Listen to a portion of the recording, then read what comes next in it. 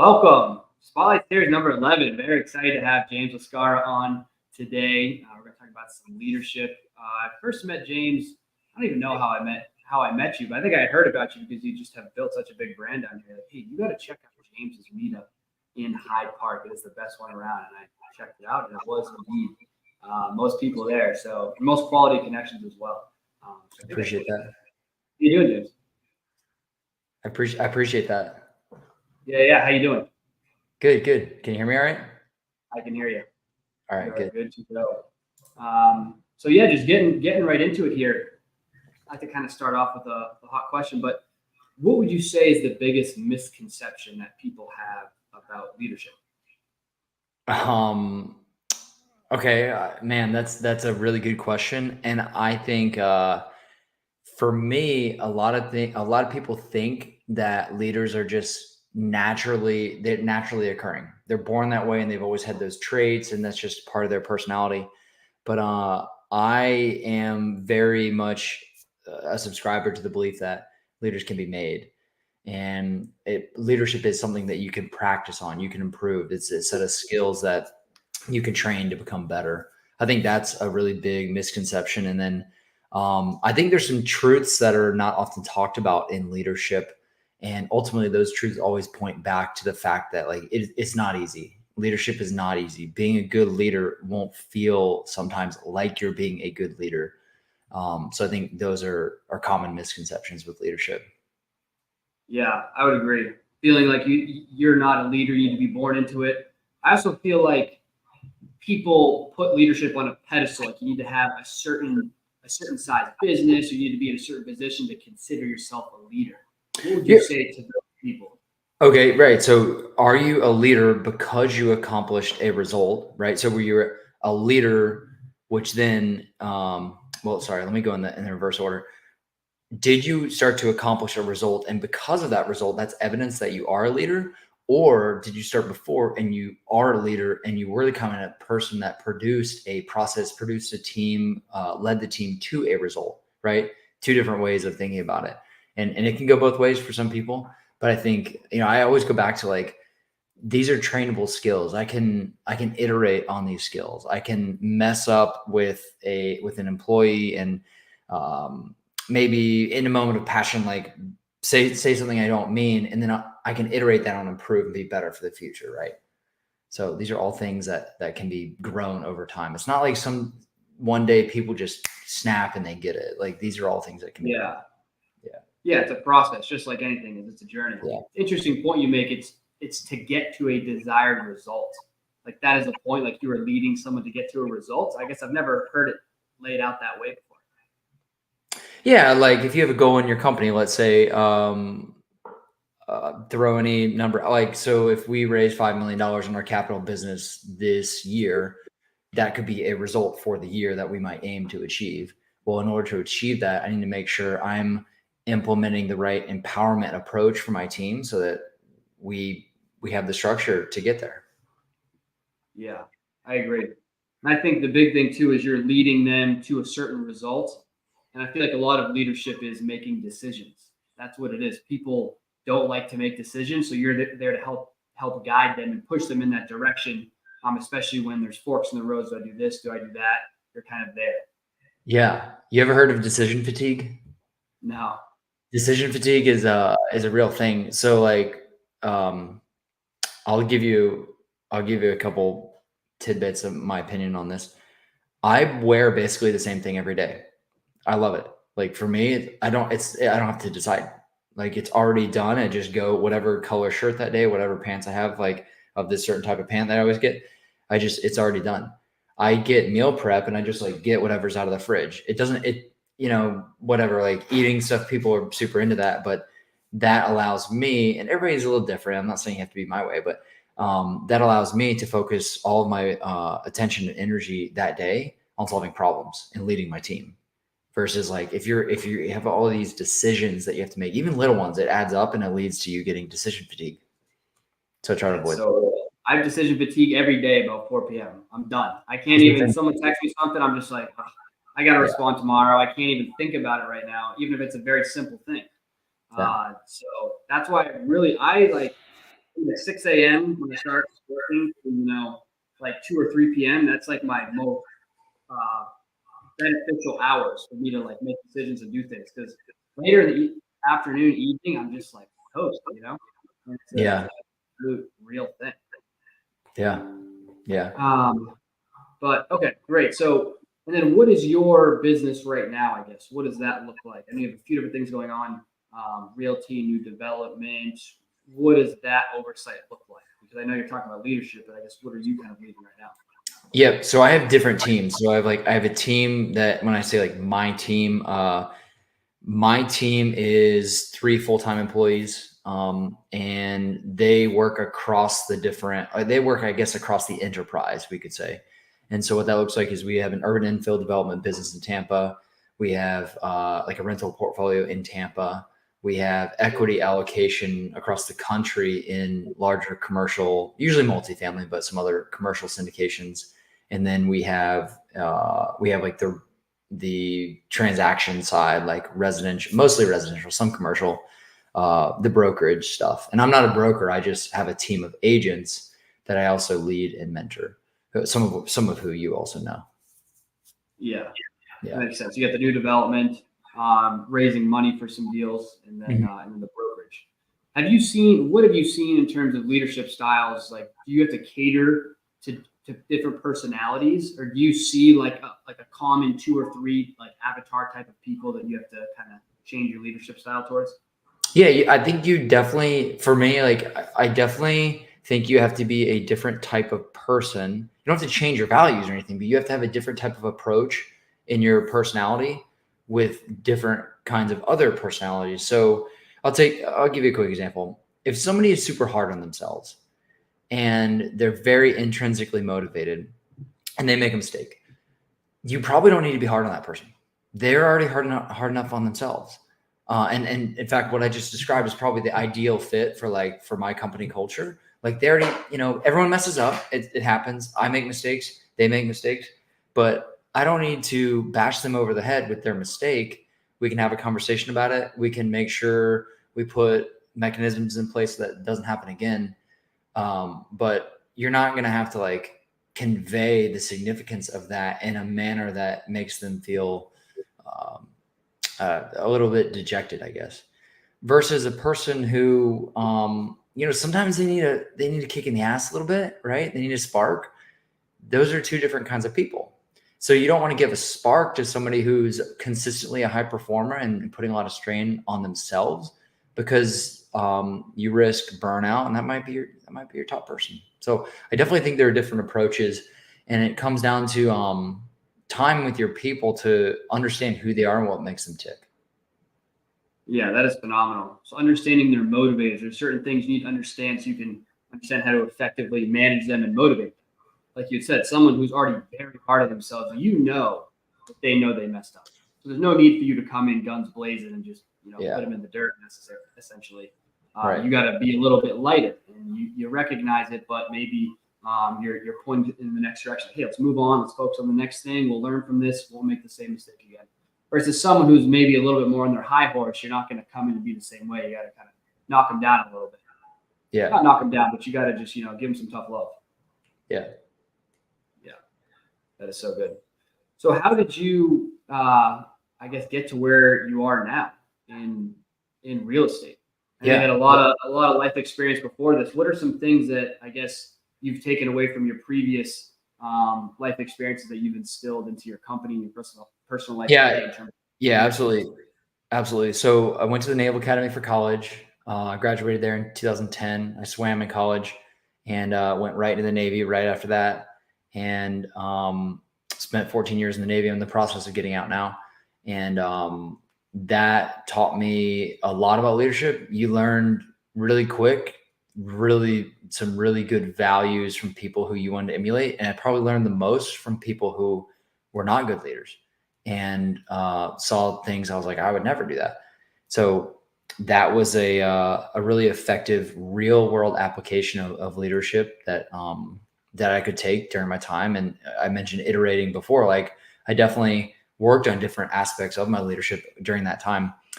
In 2019, I moved to Tampa, through the military. And in the process, I had lived in Virginia. I had a house that I owned there that I sought to rent out. Didn't really do much preparation. It became a train wreck. It sat vacant for 3 months, had to go through different property managers, kind of cycled through them. And it was not a good situation. And, I like learning. I like education and kind of like being informed on things. And I realized that the negative result was the result of poor performance, poor preparation. The negative result was the result of poor preparation. And so once I realized that, I started saying, well, what happened? Like, let me do what's necessary to fix the immediate problem. And so I started learning more about just like rentals, like long-term rentals. How do you know what a good deal is? How do you know what a bad deal is? How do you prepare to risk mitigate?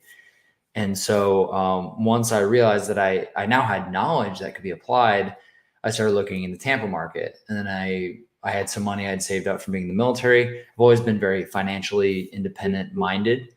And so I started buying rentals. And then like once I did one, I was like, well, how do I improve that process? And I bought another. So I bought 7 rentals in 9 months in that time. And I was like, wow, this seems like the way. And it is. So that's kind of like my life conversion to real estate story. Yeah, no, that's good. So getting into it, coming out of the military there, I love how you think, right? You seem very process oriented, all steps and systems, and breaking it down, which is how I think as well. So that's definitely led to your success as well, just because you have a strategic, organized approach to everything you do, especially as you're building your businesses and building your teams. Everything is very organized and structured, which, as you know, as you scale things up, is absolutely everything. So in terms of, I guess, some of those principles you had learned, before you got into real estate, what are some specific things that stuck out to you that you've implemented in your business that you're like, this is a great principle, and we generally follow this as a team, as a company, or personally? Leadership wise? Yeah, leadership, or I guess other principles. Yeah. I mean, the first is you have to be leading by example. If you're expecting other people to work hard with you and for you, and you are lazy, but you're expecting them to be driven and stay on top of it, it's like there's a huge mismatch, and people can smell that from a mile away. So the first thing is definitely leading by example. I think the second thing I would say, and this took me some time to improve on, is just communication. Like, set clear expectation. Talk to your team in a manner that helps them feel inspired. Even today, I sometimes get this wrong. I think sometimes I can tend to be too much on the side of being just like a literal robot versus like being very enthusiastic about the work that we're doing.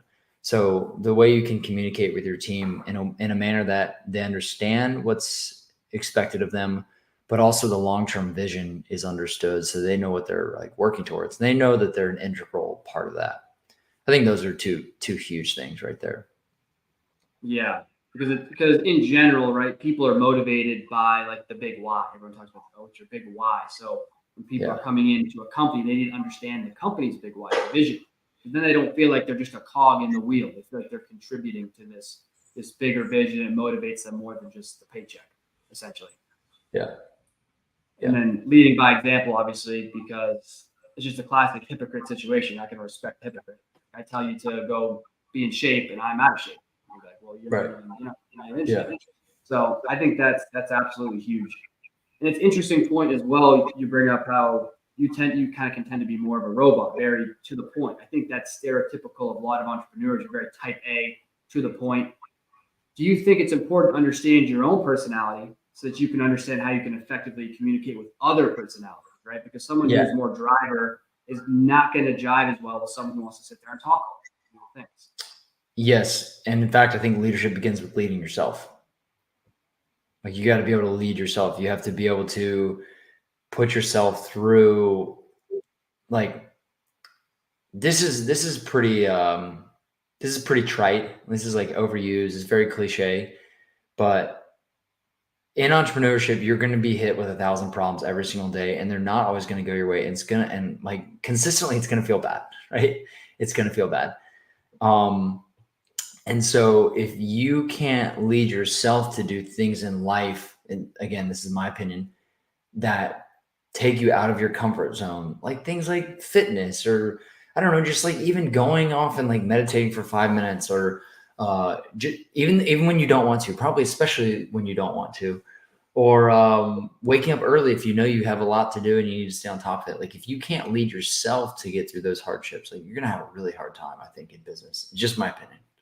So good. I think it was you. Did I mention accountability one time and you were like, no, accountability, were we talking about that? I think we might have been. I don't know. How essentially you like, you shouldn't need someone else to hold you accountable, which I think relates to the point that you just said about you need to lead yourself, right? Like, oh, accountability, I think it is good, but you should be able to hold yourself accountable. Could have been something else. Yes. Accountability is good. I think sometimes you do need other people, but also if you're not ever going to be accountable to yourself, then accountability from other people doesn't matter, like at all. Like in fact, you're going to lie to them, right? If in my, say in our mastermind group, right? If you have an accountability group, if I have my team of 6 or 7 people in our mastermind group, and I'm like, hey guys, so check it out. So every day this week, I'm going to wake up before 5 a.m. and I'm not accountable to myself. If I don't do it, I'm just going to tell them that I did, right? I'm not even accountable to myself, but if I'm accountable to myself, I can at least say, hey, I missed the mark. And they say, you're not on the right track. Really silly, quick example, but yeah, I think you need to be accountable to yourself first. Doesn't mean being perfect, but you should shoot for that. Yeah. So leadership 100% starts with accountability. Because if you can't even show up, hold yourself accountable to show up, then you're going to have a tough time leading others, because leading by example is such an important thing. Yeah. Which I think also is important to define the standard with yourself, define the standard with others, define the standard in your business. I mostly for newer investors, I encounter this, I would say, pretty consistently. Something along the lines of like, well, I haven't really gotten like great results. And I'm like, something simple, like, what is it you want? Well, I don't know. Like, you're guaranteed you won't get what you want if you have no idea what that is. It's like, it sounds so simple, but you're telling me you want something better than you have, and you don't know what it is. Like, you should think about that. Yeah. Define the standard, define what you want. I mean, we talk about it in our business all the time, even just defining terms, which kind of relates to setting expectations. But okay, we need four leads. Okay, well, what is a lead? We need to define that so that everyone's on the same page. We want a certain outcome, right? We want to have a good year. Okay, great. What does that mean, though? We need to break that down specifically. Yeah. And it comes back to setting expectations. I think it's honestly also one of the biggest things ever. Whenever someone is doing something that you don't want them to do, 90% of the time, the expectation was not clear to the person. And it's a lot of times like Isaiah, my business partner, and I will be talking, and XYZ person's not doing it this way, right?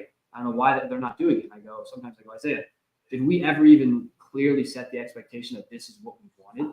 And then we review and we say, no, we didn't. It's not in the SOP. It's not here. So we can't get mad at that because we never formally said this is the expectation. We might have said it here and there, but you got to really set those expectations. And then, then if people aren't following the expectations, then it's a matter of, hey, well, did you understand that this was the expectation? You did, great. So why are we off track here? Right. And then it's a matter of them either fixing it or not being a good fit for the position. Yeah. Yeah. I agree. If you don't start with that, you're at a point of deficit from the beginning. Yeah, absolutely.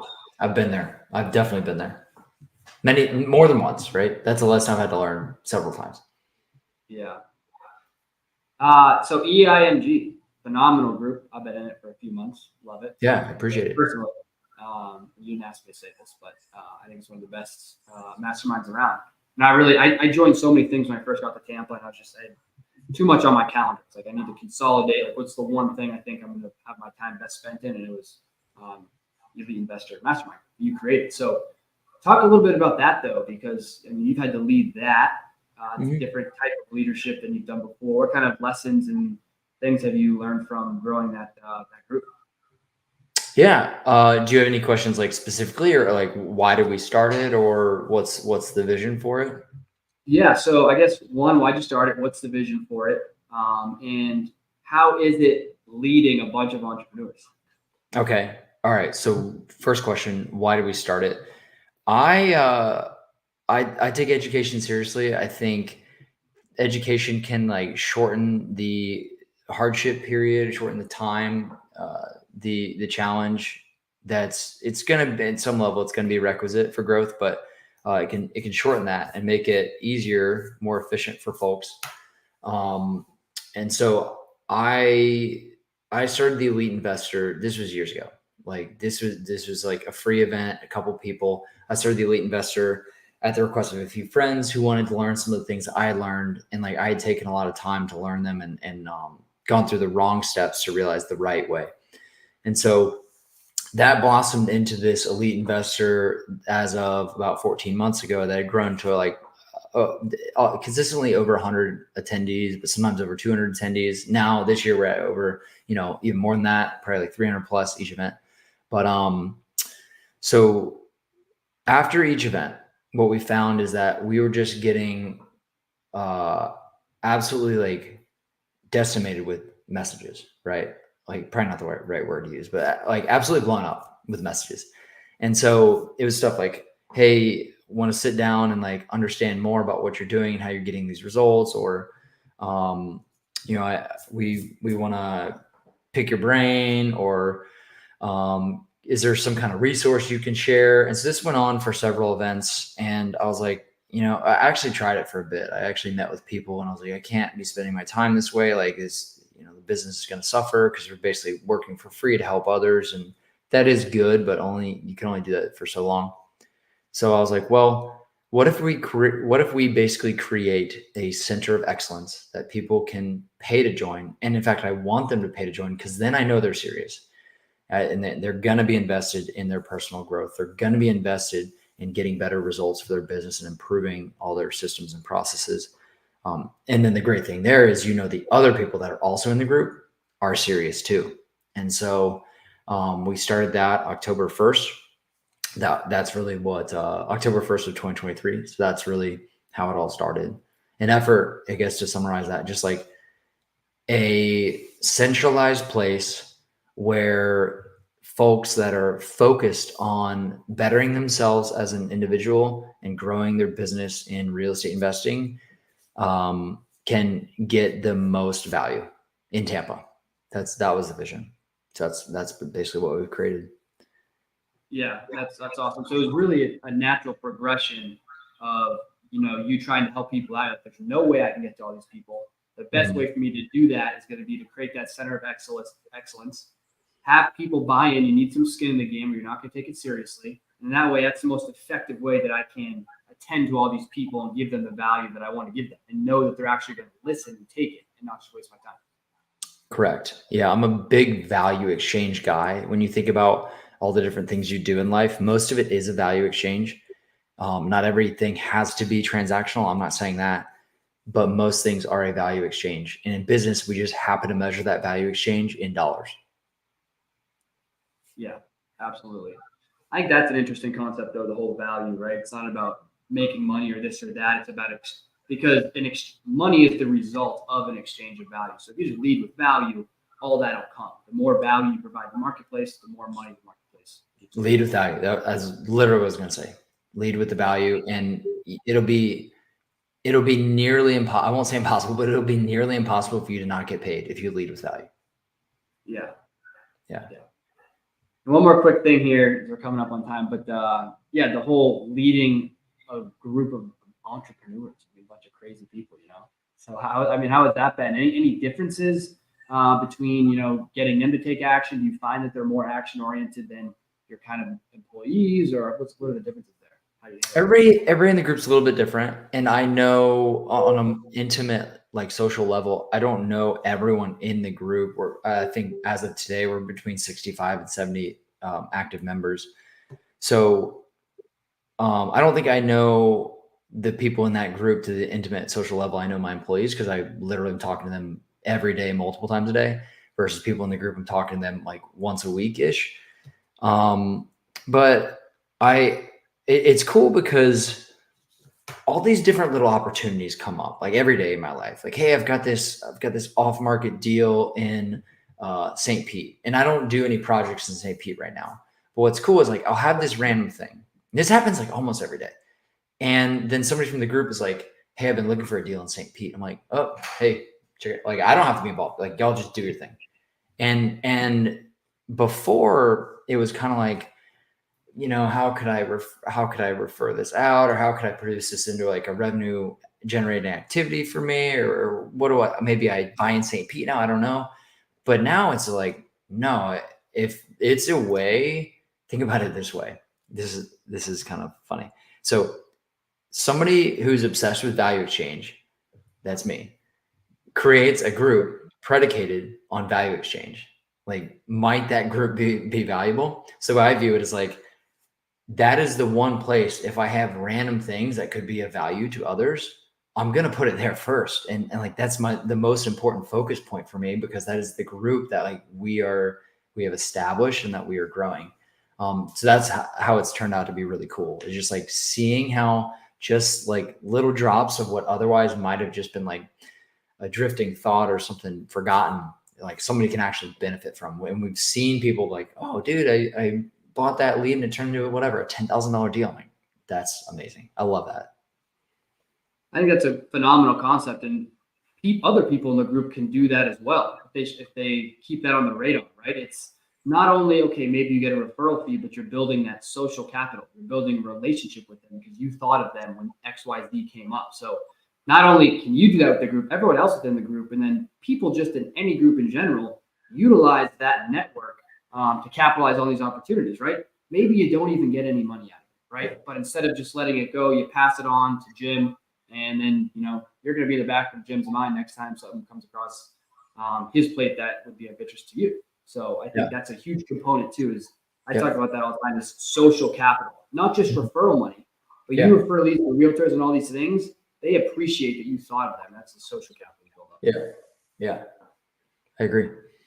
Awesome. I super appreciate you coming on, James. This is a great little bit of a. You said you made a comment. Lack of preparation leads to a negative result. Well, the negative result was us starting 15 minutes late. Dude. Oh no, it's okay. It's all good. Preparation. But we got it done. Where can people find you? On Instagram at JPL Invest. That's probably the best place. Okay, love it. David Ramirez making a comment on Facebook. Better to be consistently good than occasionally I love that. great. I love that. That's good. That's good. I posted something the other day. I was like,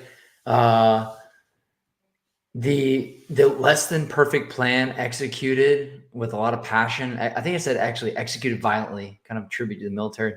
So a less than perfect plan executed violently is always going to beat out a perfect plan that's executed timidly. So David, I couldn't agree with you more there. Phenomenal. Yeah, it's an imperfect action, right? Just falling forward and making it happen. Yeah. Last question here before we sign off. What would you say is the number one action step someone needs to take today if they have no experience as a leader but want to begin to build that reputation?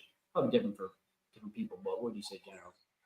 Okay, so if somebody wants to build themselves as a leader, but they want to start to identify as a leader, what are some, what's the number one action step you say you need to take or you need to get figured out about yourself? Adopt a disciplined approach for your life, because discipline is a form of leading yourself, and really it's the ultimate form of self-love, because you're keeping a promise that you made to yourself for you. So if you are starting, you don't how do I become a leader? How do I even do that? I don't know where to start. And you're undisciplined, find a way to become disciplined. Love it. Mic drop. James Lascara, folks. We'll see you next time. Thank you. All right. Thanks. See ya.